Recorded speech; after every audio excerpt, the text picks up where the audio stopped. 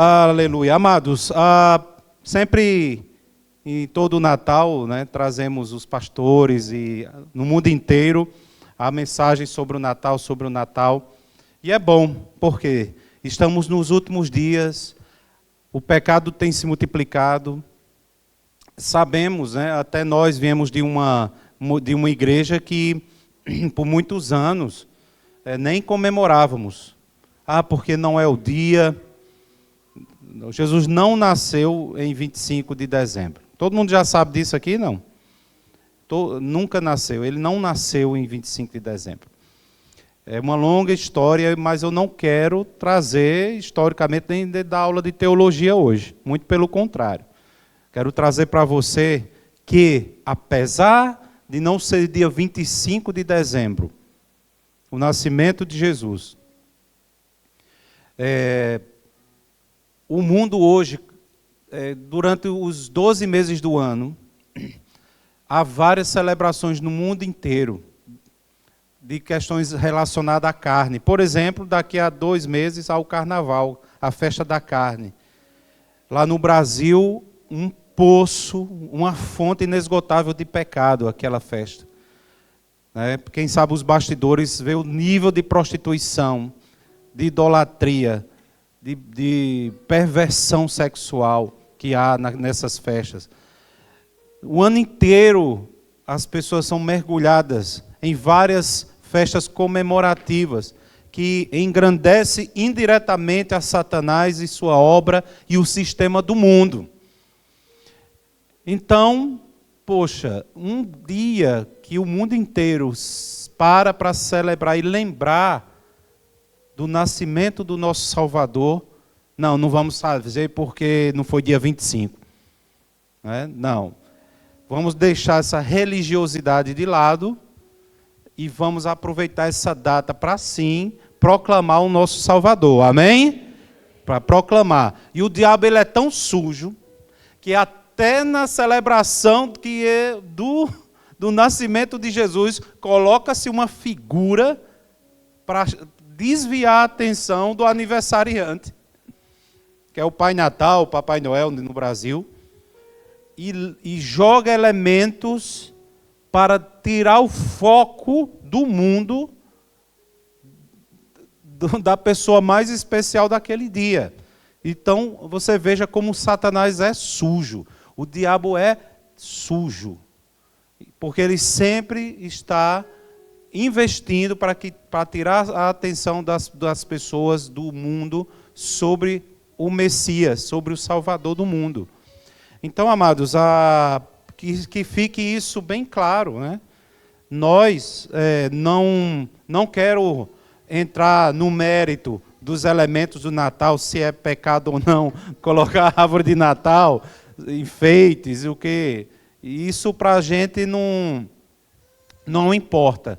Agora, jamais um cristão pode colocar uma figura de um Pai Natal, um Papai Noel dentro da sua casa. Se você é cristão de verdade, não faça isso. Por quê? Porque é uma estratégia de uma figura boa. Pastor, apóstolo, como é que... Mas é tão bonito, as crianças gostam. Pronto, então se você quer ensinar a sua criança a uma fantasia de que não existe, fique à vontade, você não é obrigado a nada. Só que nas nossas crianças, eu vou ensinar que o Natal representa o nascimento da esperança do mundo, da pessoa que salvou a nossa vida do inferno. Eu vou ensinar minhas crianças isso, que a glória do Natal não é do Pai Natal, a glória do Natal é de Jesus. Amém?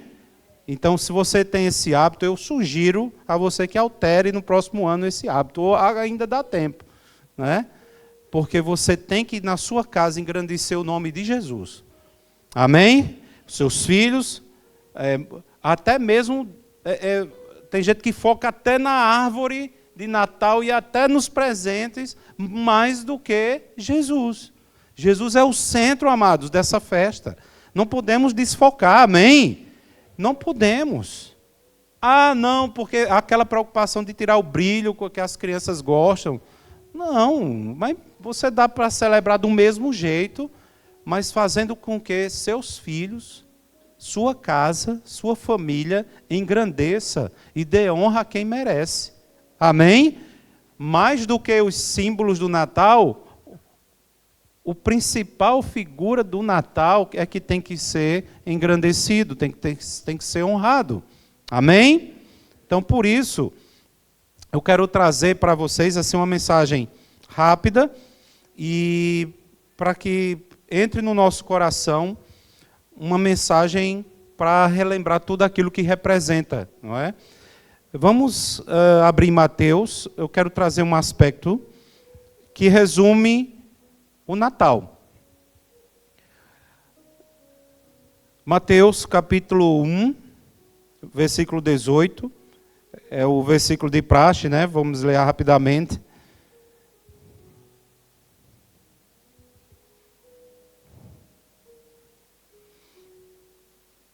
Acho que essa tela devia aumentar um pouquinho, né? Será que dá depois? Bota a gente colocar, né? Porque o púlpito não está no meio, né? Esse pequeno púlpito. Parece uma mesa. Foi assim o nascimento de Jesus Cristo. Maria, sua mãe, estava prometida em casamento a José, mas antes que se unissem, achou-se grávida pelo Espírito Santo. Pode ir passando, tá? Agora, gente, você tem que me ajudar aí na velocidade, tá? Por ser José seu marido, um homem justo, e não querendo expor a desonra pública, pretendia anular o casamento secretamente. Mas depois de ter pensado nisso, apareceu-lhe um anjo do Senhor e disse: José, filho de Davi, não tema receber Maria como sua esposa, pois o que está nela foi gerado, pois o que nela foi gerado procede de quem? Do Espírito Santo. Fica aí. Pode deixar. Pronto, vamos ler isso aí. Ela dará à luz um filho e você deverá dar-lhe o nome de Jesus, porque ele salvará o seu povo dos seus pecados. Até aí. 2 pontos aqui.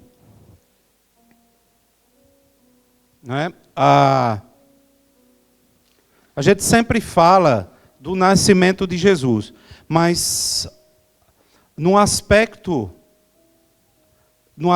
do sentido, para valer a pena essa festa, as pessoas têm que saber, não tem como falar do nascimento sem falar na obra completa dele.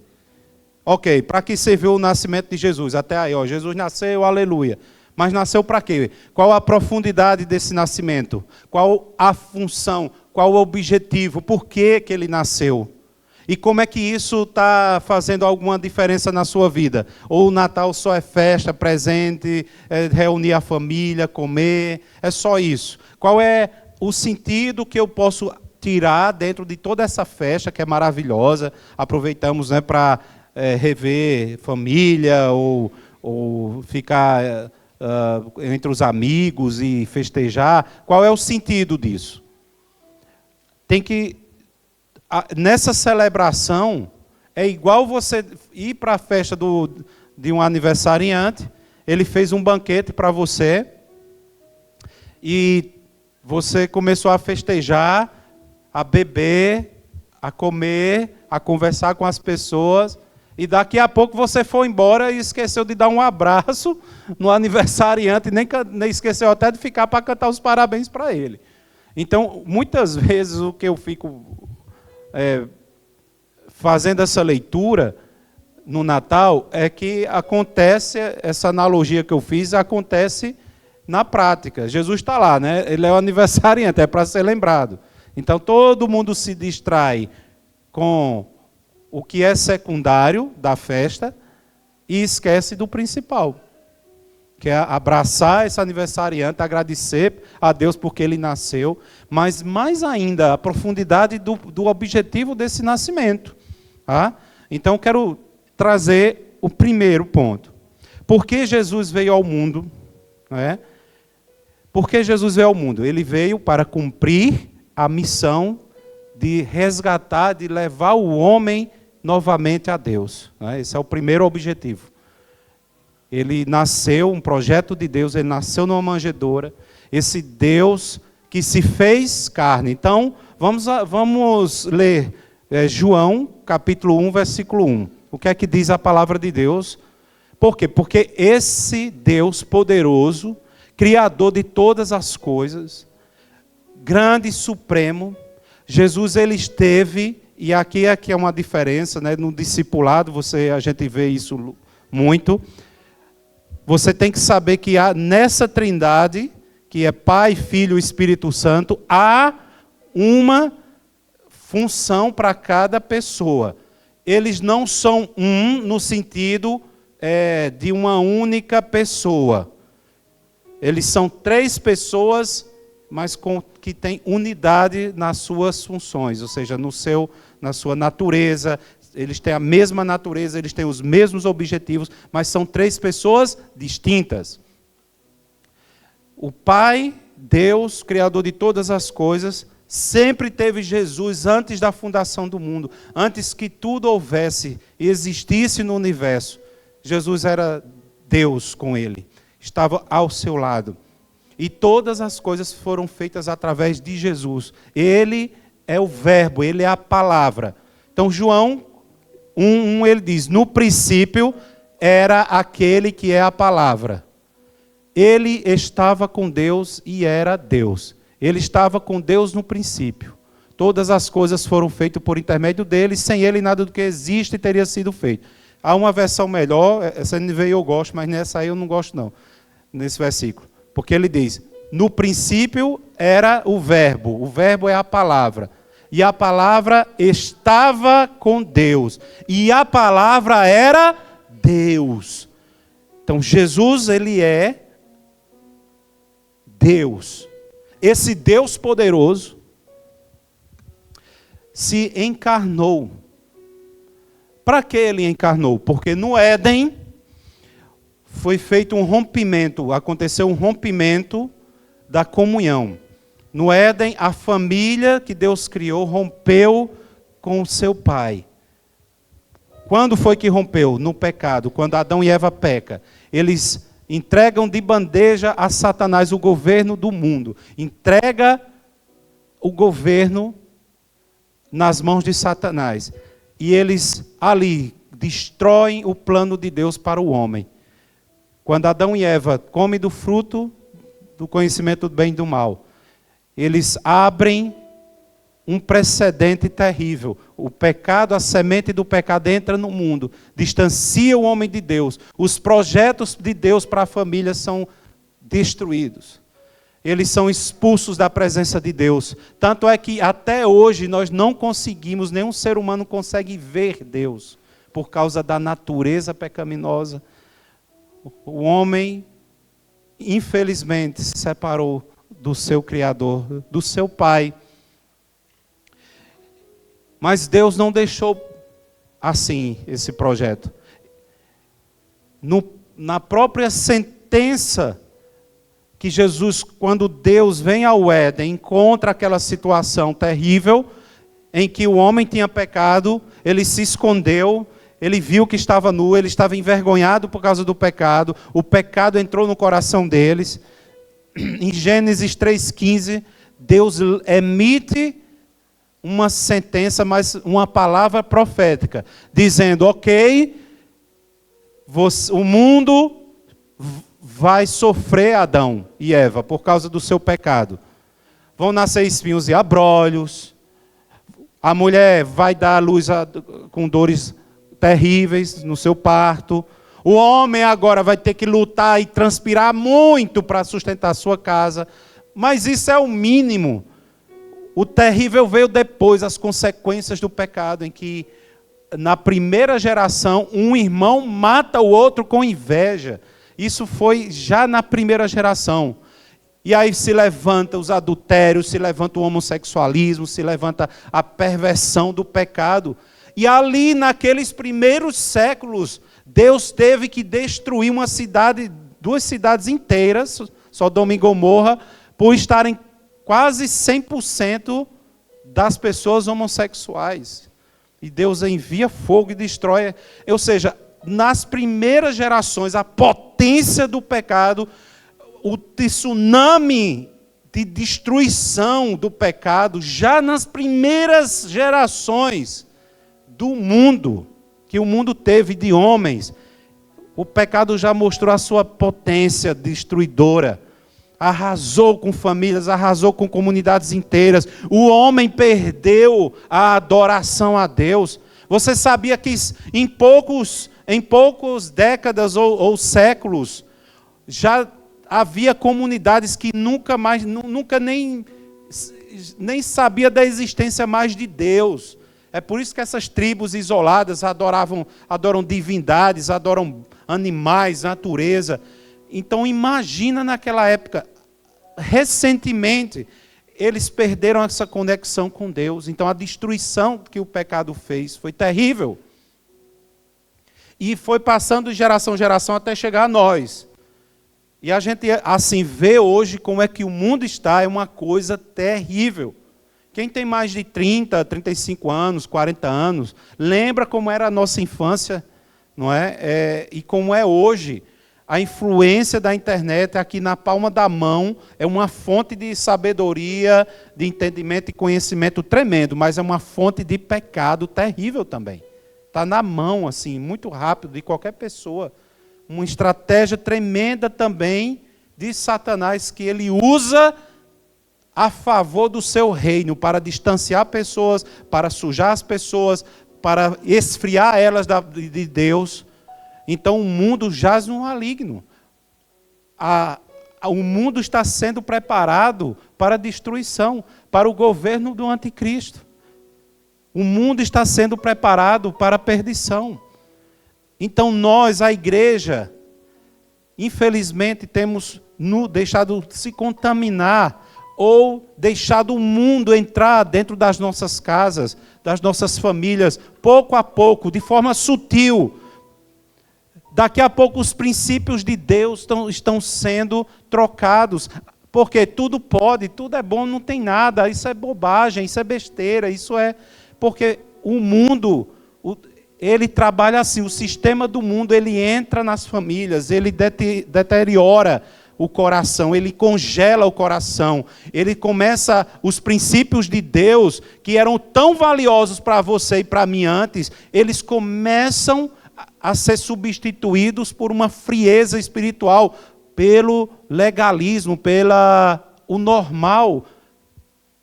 Antes o que era pecado para você e que incomodava você, e hoje já não é mais. Mas pastor, o que é que tem a ver com o Natal? Tem tudo a ver. Porque foi esse ambiente que Jesus chegou na terra. Um ambiente em que o mundo estava separado, que o mundo estava completamente mergulhado num pecado sem fim, no lamaçal de perdição. E toda a humanidade, em passos largos, caminhava para o inferno, sem chance. Deus levanta ainda a lei, através da linhagem de Abraão, veio Moisés, Deus entrega as leis, institui a lei. Mas a lei apenas serviu de aio para Cristo, de ponte. Mas ela trazia mais condenação do que uma solução definitiva. Então foi quando Deus já, na sua infinita sabedoria e ciência, onipotência, ele olha para Adão e Eva, ok, vocês cometeram algo terrível, e através do pecado de um só homem, Adão, veio o pecado ao mundo. Mas não foi Eva. A semente e a ordem para que não comessem foi de Adão. Foi para Adão. Se Eva tivesse comido e ele não, Eva ia morrer no seu pecado e a humanidade ia ser preservada. Mas a semente está no homem. A semente estava em Adão. Quem transmite o pecado do pai para o filho não é a mulher, é o homem. Quem tem a semente é o homem. Por isso, onde é que você dá base nisso?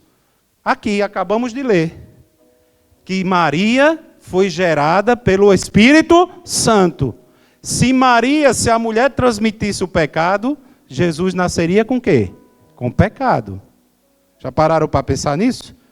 A mulher agasalha a semente do homem. E ali homem vem a vida. Então, quem transmite o pecado, por isso que vem de pai para filho, não é de mãe para filho, é pai. Quem transmite o pecado é o pai. Então, Deus, sabendo disso, a semente que entraria em Maria não poderia vir de um homem, não poderia vir de José, teria que ser do próprio Deus, que é santo, que é puro, que não há pecado nenhum. Então ele lança a semente na barriga, no ventre de Maria, e este bebê nasce santo, ele nasce sem pecado. Amém? Porque o salário do pecado é a morte. Desde Adão e Eva, a humanidade inteira estava sentenciada a uma perdição eterna. E Deus teria que fazer algo para solucionar esse problema. Em Gênesis 3,15, mais uma vez eu disse, Deus diz, esta semente, em resumo ele disse assim, olha, da mesma maneira que a mulher foi usada para receber a semente, ou seja, para lançar o pecado ao mundo, eu também vou usar a própria mulher para ser instrumento para trazer também a solução desse problema, para receber a semente de Deus que é Jesus. Amém? Aí ele diz a Satanás, esta semente que é Jesus, te ferirá a cabeça e tu lhe ferirás o calcanhar, que fala sobre a morte e sofrimento de Jesus. Então veja, no primeiro diálogo, quando Deus desce na viração do dia, que era o ponto de encontro, que ele caminhava com Adão e Eva em comunhão, eles estavam escondidos, eles tinham pecado. E Deus vem e mostra a eles qual é o resultado do pecado que eles cometeram. Mas ao mesmo tempo ele lança já um projeto para solucionar aquele problema. Amém? E qual era essa solução? O seu próprio filho ser entregue por expiação do pecado, para resolver esse problema. Então, quando Jesus nasce, ele tinha que nascer encarnado. Por quê? Ele tinha que ser homem. A justiça de Deus é o seguinte, quem cometeu o crime tem que pagar pelo crime que cometeu, sim ou não?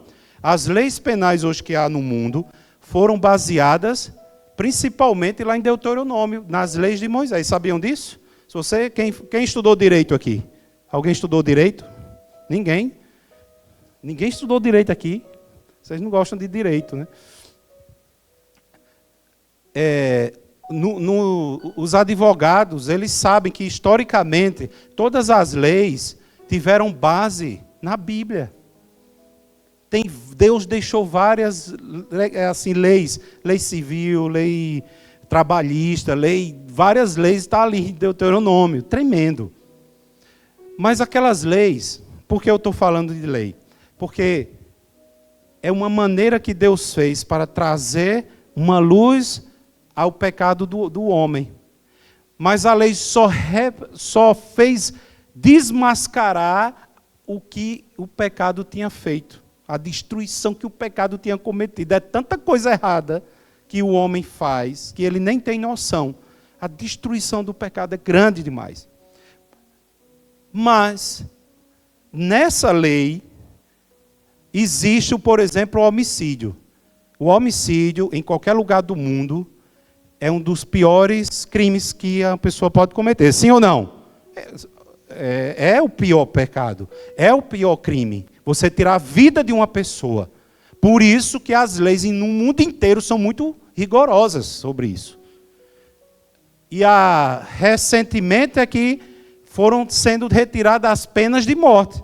Mas as leis antigas, quase todas, de quem era assassino, era morrer, sim ou não? Sim. Você paga o crime porque você é criminoso, cometeu um erro. O crime do homem foi se distanciar de Deus. E ele diz, o crime do pecado, a penalidade para quem comete esse crime chamado pecado, chama-se morte. É a justiça de Deus. Não me pergunte por quê. É a justiça de Deus. Quem morre em pecado, com essa semente que foi colocada dentro de Adão e Eva pelo seu erro e espalhada até chegar a nós. Quando você nasceu, você já nasceu com essa semente. Eu nasci já com essa semente, todos nós. É uma semente do pecado original. Que quando você cresceu, completou uma idade da razão, você começou a manifestar os frutos desses pecados. E são estes pecados que levam a pessoa para o inferno. Que é o inferno, é o lugar que foi preparado para Satanás e seus anjos para destruir o pecado. Mas quem está pegado nesse pecado vai também para o inferno. Portanto, esse assunto aqui é muito, muito sério.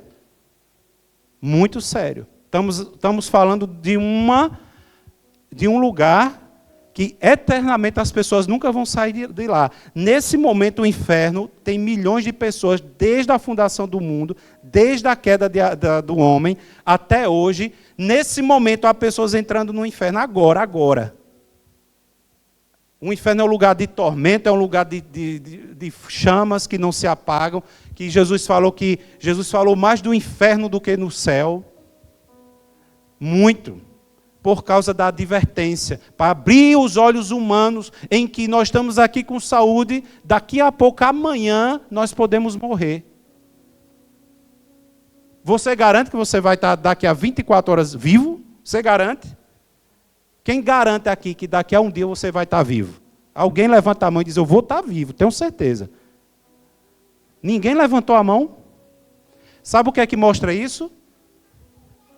A nossa fragilidade humana. Isso mostra como nós dependemos 100% de Deus. Que você e eu não temos controle sobre a nossa vida. Não é verdade? Que discurso forte para um Natal, não é?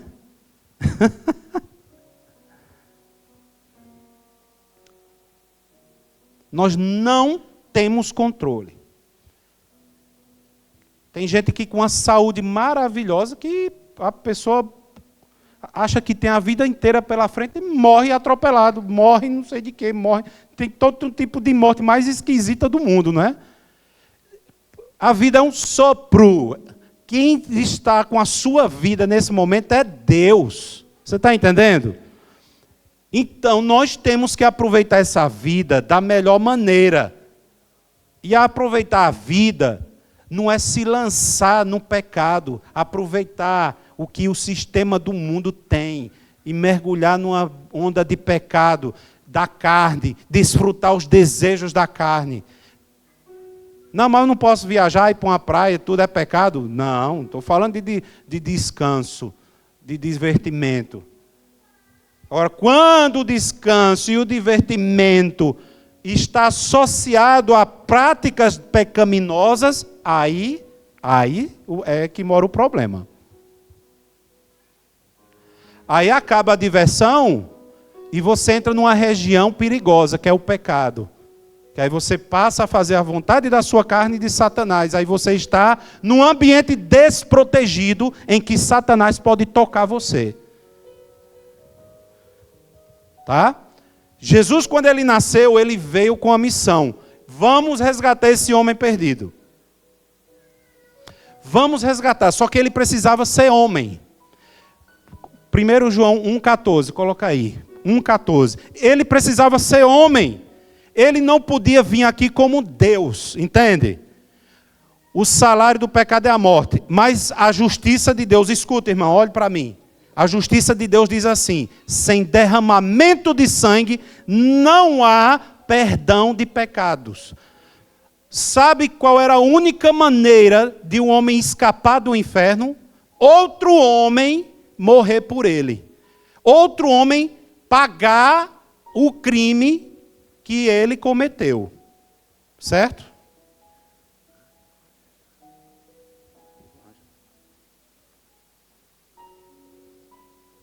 Tá bem. Tá bom. Amém? Precisava ser um homem. Não podia ser um anjo. Jesus não podia vir aqui, ó. Eu sou divino, eu vou morrer por vocês. Morrer assim? Não. Ele tinha que ser homem como nós. Um homem A única maneira de salvar o homem do inferno, do seu crime, era um outro homem pagar o crime que o homem cometeu. Entenderam? Não podia ser um anjo, Jesus não podia vir aqui como Deus. Ele tinha que vir aqui como homem. Tá? Aquele que é a palavra, que é Jesus, tornou-se o quê? Carne, diga carne. E viveu entre nós. Nós vimos a sua glória. Quem estava falando isso? Era João. Era o discípulo amado de Jesus. João viu, ele disse, olha, e nós vimos a sua glória. Glória como do unigênito vindo do Pai, cheio de graça e de verdade. Aleluia. Amém. Ele viu, Jesus se fez carne. Então, primeiro, ele se encarnou num corpo. Segundo, ele viveu como homem. Filipenses 2, 5 a 8. Eu vou ler aqui. Escute. Seja a atitude de vocês a mesma de Cristo Jesus, que, embora sendo Deus, não considerou que o ser igual a Deus era algo que devia apegar-se, mas esvaziou-se a si mesmo, vindo a ser servo, tornando-se semelhante aos homens, e sendo encontrado em forma humana, tá? Ele se fez homem, humilhou-se a si mesmo, e foi obediente até a morte, e morte de cruz. Amém? Jesus, ele se fez carne. Ele ficou, imagina gente, olha, se coloca no lugar de Jesus. O que é que Jesus fez nessa terra, antes da criação do mundo? Ele viu tudo, ele era Deus. Como é que um Deus tão poderoso vem se humilhar, nascer lá no Oriente Médio, lá em Belém, e ainda mais, chegou, quando foi nascer, nem vaga tinha para ele. Rapaz, nem um nascimento, até no nascimento foi difícil. Mas a gente chega lá. Então, Jesus, para ele nasceu para salvar a humanidade do pecado e do inferno. Foi isso porque Jesus nasceu. Então o Natal é Jesus encarnado como homem. O Natal é o homem, é Jesus vindo aqui viver a nossa vida. Ele tinha dedos, ele tinha as mãos, ele sentia cheiro, ele sentia dor, ele foi homem como nós. Eram duas naturezas em uma só, a natureza de Deus e a natureza do homem, numa única pessoa, era Jesus. Então ele sabe, ele foi tentado como nós fomos tentados. Aliás, a tentação de Jesus foi um nível muito pior do que a nossa, muito, muito, muito maior. Jesus, ele ficou, amados, ficou a um triz de pecar. E não pecou. Se Jesus tivesse pecado, estávamos todos perdidos hoje. Misericórdia. O risco foi alto demais. Porque ele tinha as necessidades que um homem tinha. Todos. Ele sentia cheiro. Ele sentia a mesma dor. Ele sabia. Jesus, amados, olhem para mim. Jesus, ele veio. Você sabe. Se você lê o Antigo Testamento, você vê a justiça de Deus com mão muito pesada. Ah, se envolveu em feitiçaria, amarra, joga a pedreja e queima vivo. Está lá. Ah, pegou na arca, o rapaz caiu duro lá no chão. Foi a arca da aliança. Ele só foi segurar para não cair duro no chão. Porque tinha lá escrito, ninguém toca na arca, senão vai morrer. Tocou, morreu. Inimigos de Israel, mata tudo. Que Deus pesado aquele lá.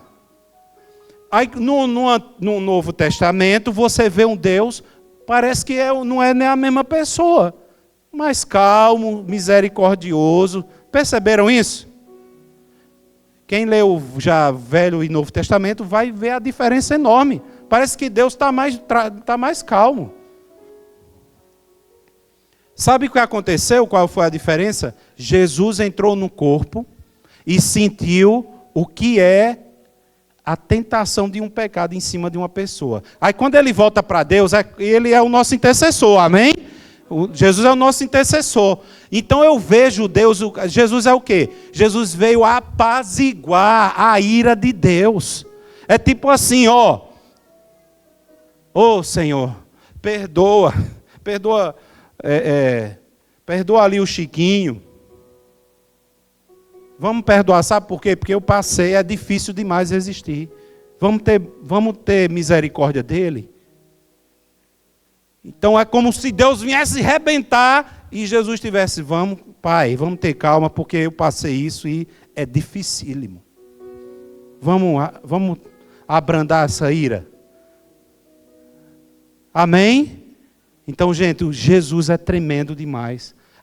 Quem confundia Deus com Jesus, não confunda, não. Cada um tem sua função. Eles são um, mas as funções diferentes. Então, Jesus é esse irmão maravilhoso, que ele padeceu, ele passou fome, ele passou todas as tentações que você passou, um dia ele passou também. Ele entende você, e ele leva essa misericórdia, ele levou essa misericórdia ao Pai. Por isso que no Velho Testamento é um Deus rebentava, matava, e no Novo você vê um Deus apaziguador, um Deus brando, um Deus misericordioso. Amém?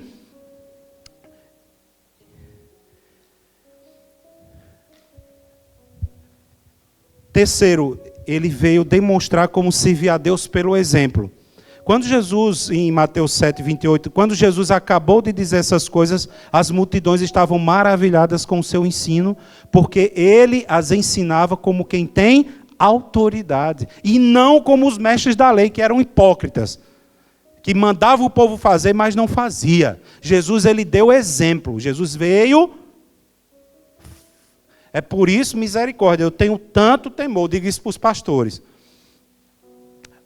A Bíblia diz que haverá mais rigor no julgamento para os mestres, para quem ensina a palavra, do que para os que recebem.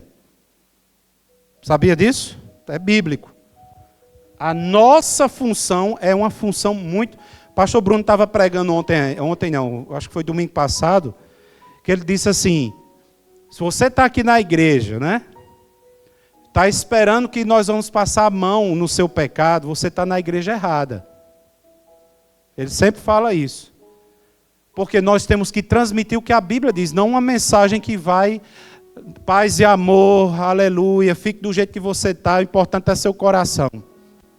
Meu filho, se é seu coração mesmo, você dar coração é você dar a sua vida inteira a Jesus. Inclusive as suas práticas viciosas, cheias de pecado. Certo? Sim ou não? Mas a boa notícia é que Deus mandou também uma terceira pessoa, que é o Espírito Santo, que é aquela pessoa que vai nos ajudar a tirar essas sujeiras da nossa vida. Amém? E ele é educado, ele é calmo, ele é paciente. Você era um mentiroso, mas você encontrou Jesus e o Espírito Santo, pouco a pouco, vai tirar essa mentira de você. Daqui a alguns meses ou anos, você não será mais mentiroso. Só um exemplo prático, amém? Até quando Deus pede algo para a gente, Ele dá suporte para a gente fazer. Ele dá as ferramentas para trabalhar. Posso ouvir um amém? Amém? Então, penúltimo ponto. Ele veio para levar a nossa culpa na cruz. 1 Pedro 2,24, ele diz, ele mesmo, escute, ele mesmo levou em seu corpo os nossos pecados sobre o madeiro, a fim de que morrêssemos para os pecados e vivêssemos para a justiça. Por suas feridas vocês foram curados, pois vocês eram como ovelhas desgarradas, mas agora se converteram ao pastor e bispo das suas almas. Então, lembra que eu disse que tinha que ser um homem morrer para o outro homem? Então, quando Jesus nasceu, na sua própria consciência, ele já sabia o que fazer. Ok, na minha infância e adolescência, eu vou estudar, eu vou ser uma criança exemplar, eu vou ser um adolescente exemplar, eu vou crescer, vou mergulhar na palavra, eu vou ser um modelo. E as minhas práticas vão ser um modelo de vida para as pessoas. E quando ele começa e atinge a maturidade, 30 anos, ele começa efetivamente o seu ministério. Ou seja, Jesus, ele sabia exatamente para que ele veio. Jesus, ele veio exatamente. Então, ele já sabia que ele ia morrer. Ele já sabia que o ponto alto era o mais difícil, que era morrer e pagar o crime do outro. Eu gosto sempre eu citei um exemplo da cadeira elétrica. Por exemplo, imagina que você está num país, imagina que Angola tem pena de morte. A pena de morte é uma cadeira elétrica.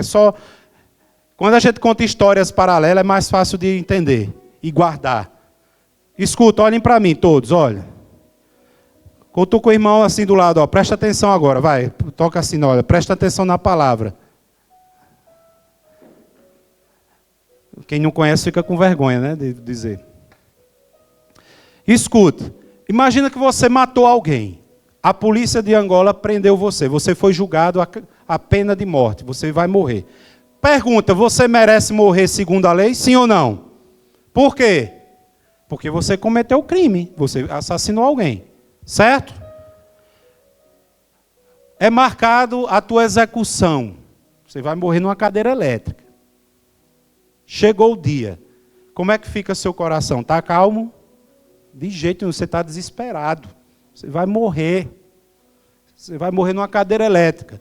Mas você está consciente que você merece, sim ou não? Tá. Mas não é porque você merece, isso é bom. É gostoso morrer numa cadeira elétrica. Só que, na lei angolana, isso é só um exemplo, tá, gente? Não existe essa lei aqui, graças a Deus. Isso é só um exemplo. Mas porque a gente está aqui em Angola. Ficamos aqui, na lei diz assim, olha, se alguém se apresentar para o juiz e dizer assim, olha, eu vou pagar esse assassinato no lugar dessa pessoa. A lei vai permitir. Aí chega o dia da sua execução, coloca você no lugar, você está no corredor da morte. Aí você escuta os soldados chegando, ele vai abrir a porta. Como é que está seu coração? Quando você escuta. Ele abre a porta e diz assim, Ronilton, Cassiano, Tereza, Saidi, você está livre, porque teve um amigo seu que se apresentou ao juiz e ele disse que quer pagar esse crime no seu lugar. Qual a primeira reação sua? Você vai pular de alegria, mas você vai saber quem é, não é? Quem foi esse doido, né? Que fez isso? Pronto. Aí você vai descobrir que esse doido foi Jesus. Que essa pessoa que amou tanto você foi Jesus. Entenderam a analogia? Sim ou não? Jesus fez exatamente isso por você na cruz. Ele lançou todo aquele sofrimento e pecado era reservado para mim e para você. E ele substituiu na cruz. Mas ao terceiro dia, mesmo quando ele foi crucificado, na cruz ele tirou todo o pecado da humanidade e trouxe sobre ele. Quando Deus olha para ele, Deus não vê Jesus. Deus vê o nosso pecado. Foi por isso que Jesus, naquele momento, Deus virou as costas para Jesus. Era uma comunhão tão grande, mas naquela cruz, o pecado ele levou sobre si, e foi a primeira vez que Deus não conseguiu estar com Jesus. E foi quando ele sentiu a primeira vez a ausência de Deus. Foi por isso que ele diz, Deus meu, por que me desamparaste? Foi porque naquele momento em que o pecado da humanidade estava sobre ele, Deus não tinha como ficar com Jesus, porque Deus é puro e santo. E sobre ele, a nível espiritual, estava todo o nosso pecado naquela cruz, porque ele tomou a sua culpa e levou sobre ele. Naquela cruz, Jesus lembrava de você. E ele morreu Mas ao terceiro dia, Satanás pensava que ele tinha vencido. Mas no terceiro dia, Jesus ele ressuscita vitorioso, amém? Ele não é mais apenas um Deus encarnado. Ele é um Deus agora ressurreto. Ele venceu a morte. Quem ressuscita é porque venceu a morte, amém? E ele venceu. E ele ressuscitou de uma maneira tremenda, amém? E depois, por fim, quando ele venceu, quando ele ressuscitou, ele foi assunto aos céus. E ele, finalmente, ele cumpriu a função de Salvador. A partir daquele momento, a salvação estava aberta para todos os homens. Mas ele disse algo forte, ele disse assim, ó, escute. Ele disse, quem crê... Coloca aí, João 11:25, e eu vou fechar com essa. Disse-lhe Jesus, eu sou a ressurreição e a vida. Aquele que crê em mim, ainda que morra, viverá. Amém? Então, quem crê em mim, ainda que morra, viverá. Não morrerá eternamente. Apenas é uma passagem. Aí eu vou voltar à pergunta. Daqui a 24 horas, daqui a um dia, você não sabe se você vai estar vivo. Não é verdade? Lembra a pergunta forte que eu fiz? Daqui a 24 horas, 12h40 da tarde de amanhã, você vai estar vivo? Você não pode garantir. Mas, outra pergunta. Não vai acontecer em nome de Jesus, mas se acontecer, qual vai ser o seu destino? Até os mais velhos aqui, está garantido mesmo que pode vir morte que eu já vou dar um beijinho em Jesus. Se Jesus chamar a sua senha, se Jesus chamar a sua senha, você está pronto? Você vai para o céu? Quem não tem, amados, essa certeza, é porque não percebeu a história ainda. Não vai entrar no céu quem é perfeito. Senão ninguém aqui, começando por mim, ninguém vai entrar. Jesus não chamou os perfeitos, não. A senha para entrar, para você receber a senha para entrar no céu, você tem que crer nesse Natal, que Natal, o verdadeiro Natal, é todos esses pontos que eu fiz, que eu comentei e descrevi a você. O Natal é o projeto de Deus encarnado chamado Jesus, que veio amar, que amou tanto a sua vida, que ele faria tudo de novo. Se você sozinho estivesse no mundo, ele faria só por você. Amém? Só por você. Então, o verdadeiro Natal, quem perguntar o que é Natal para você, você tem que falar essa pregação para ela. Fala? Não todos os detalhes, mas você vai aprender hoje. Então, basta você crer em Jesus. E quem é que vai para o inferno? É quem rejeita. Hoje as pessoas não vão apenas para o inferno por causa só dos seus pecados, mas principalmente porque rejeita esse sacrifício de Jesus. Sabiam disso? Quem crê está salvo. Quem não crê já está condenado. E crer não é, não, eu acredito. O crer que Jesus está falando aqui não é só acreditar, dizer assim, eu acredito que Jesus morreu por mim. Crer aqui é entregar a sua vida, tomar uma decisão de servir Jesus de todo o seu ser, de toda a sua alma, de todo o seu entendimento. É morrer para si mesmo, é se entregar, é ler a Bíblia, é vir para a igreja, é ir para a célula, é viver uma vida buscando a Deus. Se você não faz isso, não celebra o Natal. Porque esse Natal não vai fazer sentido para você. Só vai ser festa. Se você quer celebrar um verdadeiro Natal, você tem que tomar essa consciência de que você é um verdadeiro discípulo de Jesus, que entregou a sua vida, o seu coração para Ele, e você serve a Ele de verdade. Amém? Vamos ficar de pé. Aleluia. Fique de pé, feche seus olhos. Aleluia. Que esse Natal seja algo...